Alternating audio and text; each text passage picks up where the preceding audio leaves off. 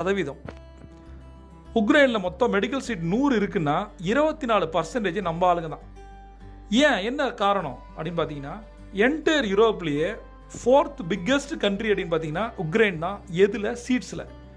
Graduate ப்ரோக்ராமாக இருக்கட்டும், post graduate ப்ரோக்ராமாக இருக்கட்டும், Ukraine வந்து நம்பர் 4ல் இருக்குது.